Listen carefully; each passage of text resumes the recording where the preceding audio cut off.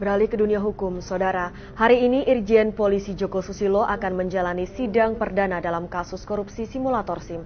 Ada reporter SCTV Rini Sutendi di Pengadilan Tipikor Jakarta. Hari ini apakah sejumlah istri muda Irjen Joko yang diduga terlibat pencucian uang akan hadir?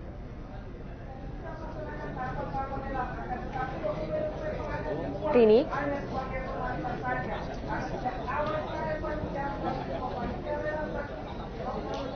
Ya, Saudara, baik.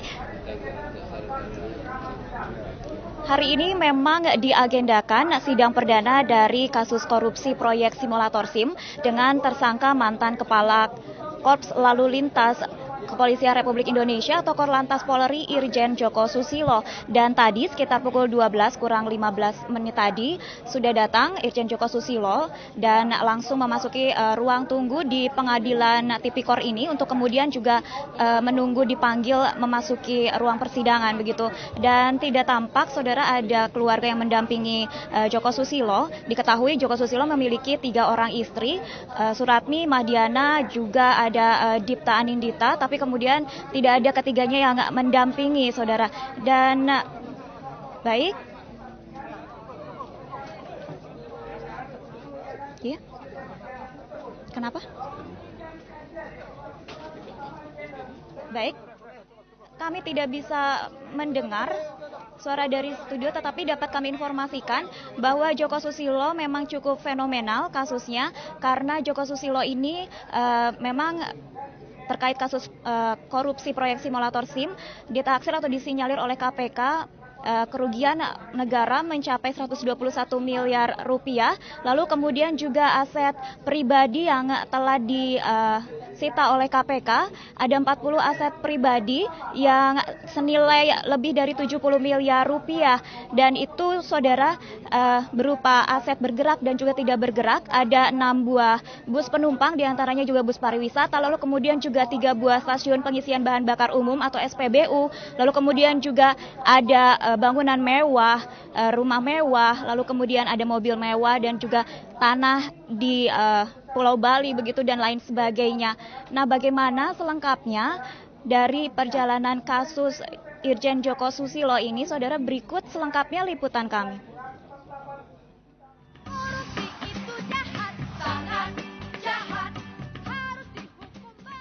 Penetapan Irjen Joko Susilo sebagai tersangka kasus korupsi proyek simulator SIM menjadikan Joko sebagai jenderal aktif pertama yang jadi tersangka dan ditahan KPK.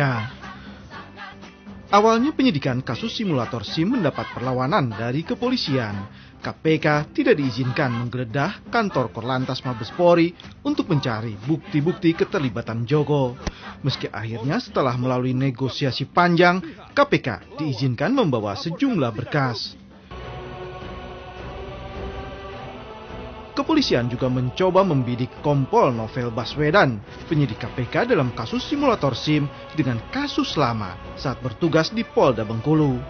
Novel hendak ditangkap polisi karena dituding menembak pencuri sarang burung walet tahun 2004 lalu. Namun hal ini urung dilakukan karena mendapat perlawanan dari masyarakat. Irjen Joko ditetapkan sebagai tersangka bersama Wakil Kakor Lantas Brigjen Didik Purnomo, Direktur PT Citra Mandiri Metalindo Abadi Budi Susanto, dan Direktur PT Inovasi Teknologi Indonesia Sukoco S. Bambang. Mereka diduga telah merugikan keuangan negara 121 miliar rupiah dari total anggaran proyek senilai 196,8 miliar rupiah.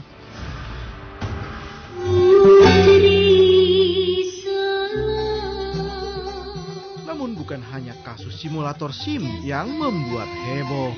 Dari kasus ini terungkap, Joko juga ternyata punya 3 istri dan diduga Joko menyimpan aset-asetnya atas nama mereka. Istri termuda Joko, Dipta Anindita, Putri Solo tahun 2008, diperiksa KPK terkait dugaan tindak pidana pencucian uang. Sejumlah aset atas nama Dipta juga disita. Joko juga menikahi Mardiana. Sama seperti Dipta, Mahdiana pernah diperiksa penyidik KPK terkait tindak pidana pencucian uang.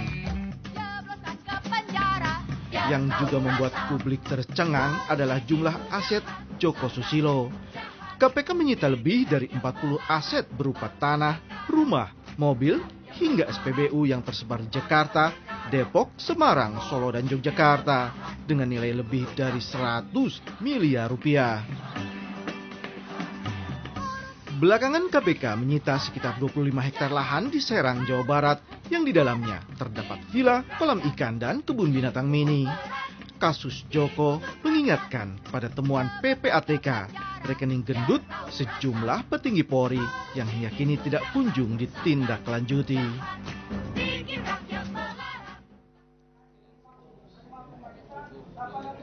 Ya, saudara, saat ini kami masih menunggu jalannya persidangan. Diagendakan pukul 12 tadi sudah harus dimulai, tetapi ternyata sampai sekarang belum dimulai juga. Dapat kami informasikan, tapi saudara, bahwa sidang agenda hari ini yakni pembacaan dakwaan. Dan tadi pagi juga sekitar pukul 10 sudah banyak berkas-berkas dakwaan yang dipersiapkan di Gedung Pengadilan Tipikor ini. Dan begitu banyaknya, tebal, sehingga saudara jika ditumpuk begitu mencapai ketinggian 1,5 meter. Nah, kita lihat saja tetapi bagaimana proses hukum berjalan.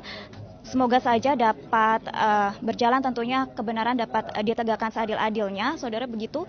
Dan kita sekarang juga masih menunggu, belum dipanggil Irjen Joko Susilo. Untuk itu kembali dulu ke studio untuk sementara.